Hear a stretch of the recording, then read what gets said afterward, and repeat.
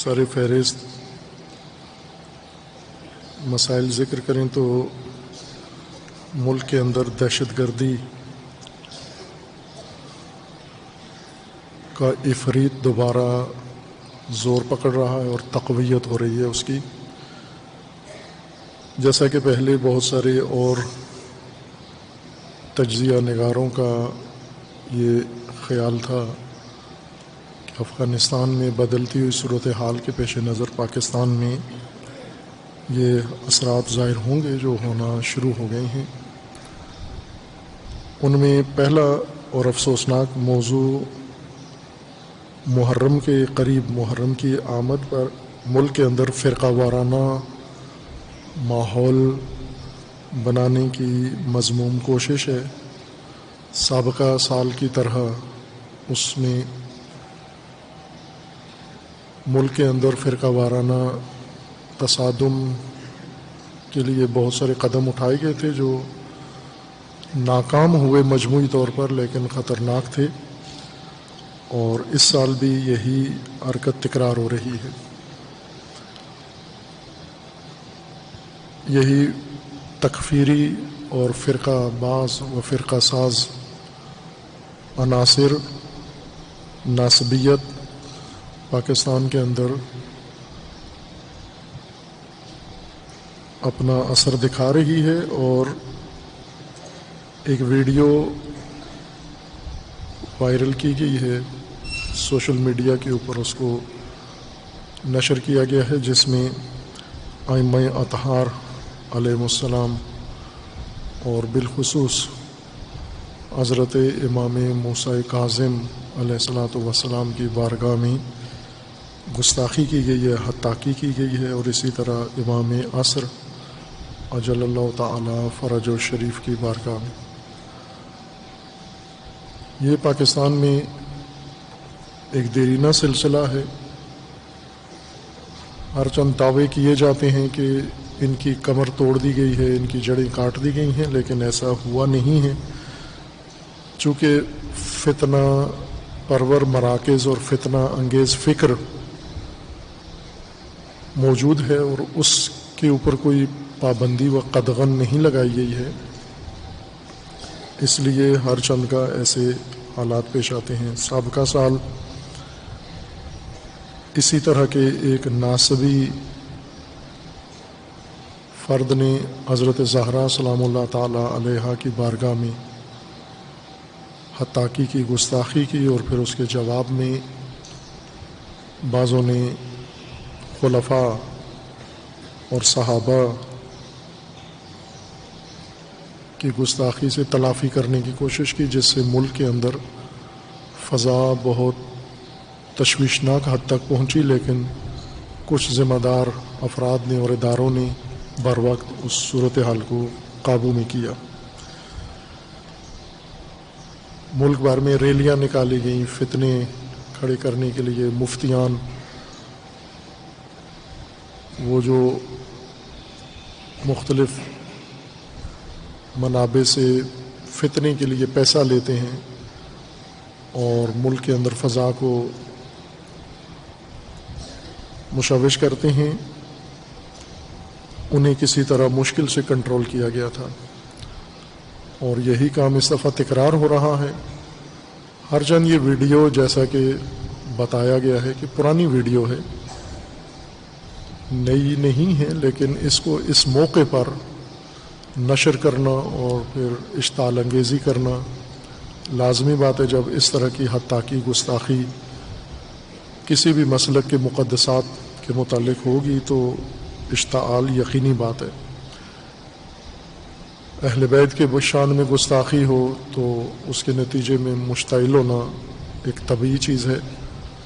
اور اسی طرح اگر خلفاء صحابہ کے متعلق گستاخی کی جائے تو متقابل اشتعال طبیعی چیز ہے. اور اسی کی پیش نظر یہ کام باقاعدہ کیے جاتے ہیں. پاکستان میں جیسا پہلے بیان ہوا ہے جذباتیت ہے. پاکستان میں مجموعی طور پر قومی سطح پر مذہب اور سیاست دونوں کے اندر عقلانیت نہیں ہے. معقولیت نہیں ہے. پاکستانی مزاج احساساتی اور جذباتی ہیں. کوئی کام بھی ہو جائے اس کی تحقیق کرنا، جستجو کرنا، یہ سچ بھی ہے یا نہیں، یہ کس نے کیا ہے، کیوں کیا ہے، چاہتے کیا ہیں اس کام سے، اس طرف عموماً جذباتی طبقہ توجہ نہیں کرتا. لیکن مکار لوگوں کی یہ پالیسی ہوتی ہے، طریقہ کار ہوتا ہے کہ جذباتیوں کو مشتعل کریں، جذبات میں لائیں، اور چونکہ ان میں عقلانیت نہیں ہوتی، جذبات میں آ کے وہی کام کر دیتے ہیں جو مکار طبقہ، شیطان طبقہ توقع رکھتا ہے، چاہتا ہے. مثلا اگر کسی شخص کو گھر سے باہر نکالنا ہے آپ نے، اور گلی میں لا کے اس کو مارنا ہے، اگر اسے آپ ٹیلی فون کریں کہ گھر سے باہر آ جائیں تو وہ محتاط ہو جاتا ہے. اگر کوئی اور میسج اس کو کرے کہ آپ گھر سے باہر آئیں تو رات کے وقت گھر سے باہر نہیں آتا. لیکن اگر آپ اس کو مشتعل کریں، غصہ دلائیں، جذبات بھڑکائیں اس کے، پھر کہے بغیر وہ گھر سے باہر آ جاتا ہے. چونکہ جذبات انسان کو اٹھا کے اس گلی میں پہنچا دیتے ہیں جہاں پر مکار دشمن تیاری کر کے بیٹھا ہوا ہے، اور اس جذباتی انسان کو باہر آتے ہی وہ ضرب و شتم کا نشانہ بناتا ہے، ضرب و جہر کا نشانہ بناتا ہے، یا چہ بسا اسے جان سے مار دیتا ہے. عموماً جذباتی آسان شکار ہوتے ہیں مکار دشمنوں کا. پاکستان میں سیاست انتہائی درجے تک، نامعقول درجے تک گر چکی ہے، اور مذہبی طبقہ عقلانیت سے دور ہے، بہت دور ہے، جس وجہ سے ہر لحظہ خطرہ ہوتا ہے پاکستان میں کہ کوئی بھی شعلہ ایک بڑے فتنے کو جنم دے گا. اور مکار لوگوں نے چونکہ پاکستان کی کمزوریاں پڑھی ہوئی ہیں، پکڑی ہوئی ہیں، لہٰذا ایسے موقعوں کی طاق میں رہتے ہیں کہ کوئی ایسا مواد نشر کر دیں جس کے نتیجے میں اشتعال ہو، اور اشتعال کے بعد ملک کے اندر فرقہ وارانہ تصادم ہو، اور جو کچھ دشمن چاہتا ہے وہ جذباتی طبقہ مفت میں اس کے لیے انجام دے دے. بارہا پاکستانیوں نے یہ کام کیا ہے، انہیں مشتعل کیا گیا ہے، اور اشتعال کے نتیجے میں انہوں نے وہ کام کر دیا ہے جو مکار دشمن ان سے توقع رکھتا تھا اور چاہتا تھا. جب حکومت اپنا فریضہ انجام نہیں دیتی، یعنی سزائیں نہیں دیتی، مجرموں کو پکڑتے نہیں ہیں، انہیں عبرت کا نشان نہیں بناتے، تو یہ کام عوام کو کرنا چاہیے. وہ عوام جو سمجھتے ہیں ان کے خطرات کو، فرقہ واریت کے خطرات کو، ان شیطانی منصوبوں کو، مکر کو آغاز میں ہی ناکام بنا دیں. اور یہ کام سابقہ سال بھی ہم نے عرض کیا تھا، ابھی بھی میں یہ گزارش کر رہا ہوں کہ ہر فرقہ اپنے سلسلے کو کنٹرول کرے. اگر کوئی اہل بیت کی توہین سنی نام سے کرتا ہے تو وہ سنیوں کا کام ہے کہ اس کو عبرتناک سزا دیں. اگر کوئی خلفاء کی توہین اور ازواج رسول اللہ کی توہین، امہات المومنین کی توہین کوئی شیعہ کرتا ہے، یا شیعہ مجلس و ممبر استعمال کرتا ہے، تو یہ شیعہ کو چاہیے کہ اس کو عبرتناک سزا دیں، تاکہ دونوں طرف اپنے اپنے گروہ کو کنٹرول کریں.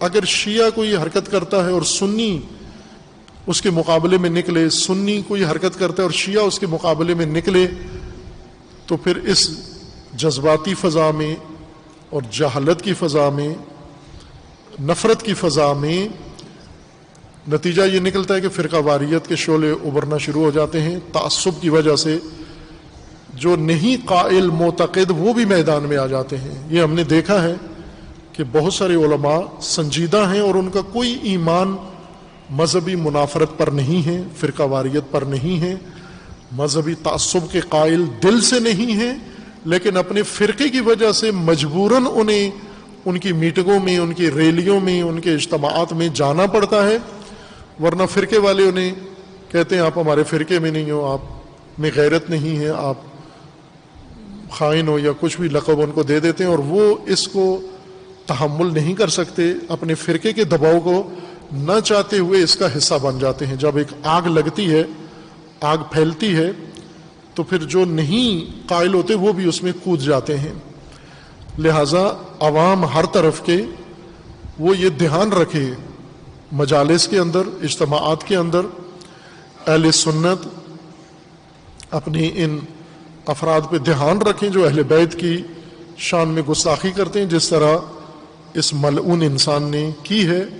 تو یہ پہلا فریضہ لا تعلقی ظاہر کرنا کافی نہیں ہے۔ بعض نے یہ اپنائی ہے یہ پالیسی۔ ایک اہل سنت عالم چند دن پہلے یہاں تشریف لائے، تو انہوں نے یہ کہا کہ ہم کسی میٹنگ میں، اسلام آباد کی کسی میٹنگ کا حوالہ دے رہے تھے کہ وہاں پر مختلف مسالک کے علماء موجود تھے، اور ان کے اندر یہی مطلب تھا کہ یہ کیوں ہوتا ہے دونوں طرف سے۔ تو کہا کہ پھر چونکہ یہ اہل سنت تھے، کہتے ہیں میں نے شیعہ علماء سے یہ درخواست کی کہ آپ اپنے سلسلے کو کنٹرول کریں، تو انہوں نے کہا ہم نے کہہ دیا ہے کہ یہ جو اس طرح کی باتیں کرتے ہیں یہ ہم میں سے نہیں ہیں۔ اسی طرح اہل سنت بھی جب کوئی شخص ایسا نکلتا ہے تو اس کے بارے میں اعلان لا تعلقی کر دیا جاتا ہے، جیسے ابھی موجودہ اس کیس میں ہوا ہے کہ جن لوگوں سے یہ منسوب کیا گیا تھا، جس تنظیم سے یا جن لوگوں سے، انہوں نے لا تعلقی ظاہر کر دی کہ اس فرد کا ہم سے کوئی تعلق نہیں ہے۔ اس سے مسئلہ حل نہیں ہوتا لا تعلقی، بلکہ آپ کے مذہب کا نام استعمال ہو رہا ہے۔ اگر آپ کی کمپنی کا نام استعمال کر کے کوئی انسان مارکیٹ میں تجارت کرے تو آپ فوراً کیس کر دیتے ہیں کہ ہماری کمپنی کو نقصان پہنچا رہا ہے، ہماری کمپنی کو بدنام کر رہا ہے، ہماری کمپنی کے نام پر دھوکہ دے رہا ہے۔ تو آپ کے مسلک، آپ کے مذہب کے نام پر اگر کوئی اس طرح کا فتنہ کھڑا کر رہا ہے تو آپ اپنے مسلک کو بچانے کے لیے لا تعلقی کافی نہیں ہے، بلکہ اس کو روکنا بھی ضروری ہے۔ امر بالمعروف اور نہی عن المنکر یہ سب پر لازم ہے۔ ایسی فضا مومنین اپنے اپنے ماحول میں بنا لیں، اپنے علاقے میں، کہ اس طرح کے کسی پیشہ ور کو، کسی خائن کو مسلمانوں کے اندر تفرقہ ڈالنے کی، آگ لگانے کی جرأت نہ ہو، لب نہ کھول سکے ممبر پر آ کر۔ ایسی فضا ہر علاقے میں مومنین اس کے لیے بنا دیں، تاکہ اسے پتہ ہو کہ پولیس تو بعد میں آئے گی، پہلے یہ جو سامنے بیٹھے ہوئے ہیں یہ میری درگت بنا دیں گے، اور ان کے ہاتھوں سے بچا تو پھر عدالت اور پولیس اور باقی کارروائی ہوگی۔ یہ جو سامنے بیٹھے ہوئے واہ واہ کرتے ہیں، یہ خاموش رہتے ہیں، یہ خاموش نہ بیٹھیں، ان کو وہیں پر ٹوکیں۔ یہ آپ کے مذہب کی خدمت نہیں ہے۔ اہل بیت کی توہین کرنا، نعوذ باللہ، یہ اہل سنت کے مذہب کی خدمت نہیں ہو رہی۔ اس سے کوئی اہل سنت کو فائدہ، چونکہ اہل بیت اہل سنت کے بھی ہیں، شیعہ کے بھی ہیں۔ اہل بیت تو مشترکہ ترکہ ہے رسول اللہ کا۔ رسول اللہ صلی اللہ علیہ وآلہ وسلم کا فرمان ہے، انی تارک فیکم الثقلین کتاب اللہ و اطرتی اہل بیتی۔ جس طرح قرآن مشترکہ ترکہ ہے رسول اللہ کا تمام فرقوں کے لیے، اگر قرآن کی کوئی بے حرمتی کرے تو یہاں شیعہ سنی کا سوال نہیں اٹھتا۔ اسی طرح اہل بیت کی جو توہین کرے، شیعہ سنی کا اس میں موضوع نہیں چھڑتا، بلکہ یہ اسلام کے مقدسات کی توہین ہے، اور تمام مسلمانوں کو چاہیے کہ اس کو اپنا فریضہ امر بالمعروف ادا کر کے اس فضا کو روکیں، جذباتی ماحول میں اور احساساتی ماحول میں یہ کام نہ ہونے دیں۔ جیسے میں نے ایک مثال بھی دی تھی کہ ابن سینا فیلسوف اعظم، ان کا یہ کہنا تھا کہ میں گائے سے بہت ڈرتا ہوں۔ لوگوں نے کہا کہ گائے تو درندہ نہیں ہے، شیر درندہ ہے، بھیڑیا درندہ ہے، ریچھ درندہ ہے، ان سے ڈرنا تو بنتا ہے۔ گائے سے ڈرنا، گائے سے تو کوئی کسان نہیں ڈرتا، عورتیں نہیں ڈرتی، آپ کیوں ڈرتے ہیں؟ تو انہوں نے کہا اس لیے کہ اس کے پاس سینگ ہیں، عقل نہیں ہے، اور جس کے پاس سینگ ہو، عقل نہ ہو، وہ واقعاً خوفناک ہے۔ اسی وجہ سے میں یہ کہتا ہوں کہ پاکستان میں مذہبی طبقہ، ان کے پاس مذہب ہے، عقیدہ ہے، جذبہ ہے، عقل نہیں ہے۔ اور جذبہ ہو، عقل نہ ہو، یہ گائے سے بھی زیادہ خطرناک ہو جاتا ہے، چونکہ عقل کے بغیر کوئی بھی اس کو مشتعل کر کے کسی کے پیچھے ڈال دیتا ہے۔ اس کے لیے اکابرین آپس میں ہر مسلک کے مل بیٹھ کر اس ملک کے اندر فضا کو پرامن رکھیں، اشتعال انگیزی نہ کریں، اور حکومت پر بھی دباؤ ڈالیں کہ وہ اپنا فریضہ انجام دے۔ اگر ایک مجرم ہوتا ہے تو کیوں گرفتار وقت پر نہیں ہوتا؟ اگر وقت پر گرفتار ہو جائے تو باقی فضا خود ہی مطمئن ہو جاتی ہے، اور گرفتار ہونے کے بعد اس کو آزاد کیوں کرتے ہیں؟ اس کو سزا کیوں نہیں دیتے؟ اس کو باعزت بری کیوں کر دیتے ہیں؟ یہ کوتاہیاں ہیں جس وجہ سے ملک کے اندر ہمیشہ فرقہ واریت اور فتنے کی فضا ہمیشہ قائم رہتی ہے۔ یہ دونوں واقعات، پاکستان میں یہ فرقہ واریت اور دہشت گردوں کا اظہار وجود، یہ وہ چیزیں ہیں جو افغانستان کے حالات کے تناظر میں دیکھی جا رہی ہیں۔ افغانستان کی بدلتی ہوئی صورتحال نے ان کے حامی گروپوں کو پاکستان کے اندر بہت ہی حوصلے ان کے بڑھا دیے ہیں، خود اعتمادی پیدا کر دی ہے، اور وہ پرانا نظام دوبارہ پاکستان میں تکرار ہونے جا رہا ہے۔ ویسے دنیا افغانستان کے بارے میں پریشان ہے، لیکن سنجیدہ لوگ افغانستان سے زیادہ پاکستان کے بارے میں نگران اور پریشان ہیں۔ یہ علامتیں ہیں کہ افغانستان میں جو کھچڑی پک رہی ہے، پاکستان میں اس پر کیا اثر ہوگا۔ محرم اس حوالے سے بھی بہت اہم ہے، اور چونکہ محرم ویسے ہی حرام مہینہ ہے، امن کا مہینہ ہے، حرمت والا مہینہ ہے، اور اس مہینے کا احترام اور اس کی قدر تشیع کے پاس ہے زیادہ۔ دوسرے لوگ اس کا حق ادا نہیں کرتے ماہ محرم کا، دوسرے مسلمان فرقے، لیکن تشیع کے اندر اس کی جو قدر ہے، حرمت ہے، تو تشیع کو ہی چاہیے کہ محرم کو پرامن رکھنے کے لیے ابھی سے جو اشتعال انگیزی ہو رہی ہے اس کو ناکام بنائیں۔ یہ نہ ہو کہ جو فضا مکار دشمن بنا رہا ہے اسی میں کودتے جائیں اور پھر محرم میں وہ ہو جائے جو انہوں نے نقشہ بنایا ہوا ہے۔ ان کے نقشوں کو ناکام کرنے کے لیے شیعہ کو سنجیدگی اختیار کرنی ہوگی، پوری ملت کو، اکابرین کو اور علماء کو، بانیان مجالس کو، خطیبوں کو، سب کو سنجیدگی کا مظاہرہ کرنا ہوگا، تاکہ اس فضا سے، چونکہ یہ ایک لقمہ ہے، دانہ پھینکا گیا ہے اور اشتعال دلایا گیا ہے، اب اس کا جواب جگہ جگہ سے شروع ہوگا۔ جواب دینے کا طریقہ وہ ملعون جس نے گستاخی کی ہے اسے بھول جاتے ہیں، دوسرے مذہب کے مقدسات پہ حملے شروع کر دیتے ہیں، یعنی اہل بیت کی توہین کی تلافی پھر اہل سنت کے مقدسات کی تلافی کی توہین کی صورت میں کرتے ہیں۔ یہ نادرست کام ہے، بلکہ جو مجرم ہے اس کو سزا ملنی چاہیے، عبرتناک سزا ملنی چاہیے، اور یہ کام اہل سنت بڑھ کے کریں تو فرقہ واریت نہیں ہوگی۔ اور شیعہ مومنین بھی محرم کی آمد پر پوری ہوشیاری کے ساتھ، بیداری کے ساتھ، چونکہ تشیع کے اندر بھی ایسے گروہ بن چکے ہیں جن کا کام فتنہ بڑھانا اور فرقہ واریت کو ہوا دینا، دوسرے مسالک کے مقدسات پر حملے کرنا ہے، انہیں بھی کنٹرول کریں تاکہ یہ دو طرفہ جنگ، دو طرفہ شعلہ بیانی یہ کنٹرول ہو، اور جو مرتکب ہیں ان جرائم کے ان کو عبرتناک سزا ملے۔ یہ سزا دلوانا، گرفتار کروانا یہ اہم ہے۔ ظاہر ہے یہ کام جب تک ان کے اوپر دباؤ نہ ہو نہیں کرتے۔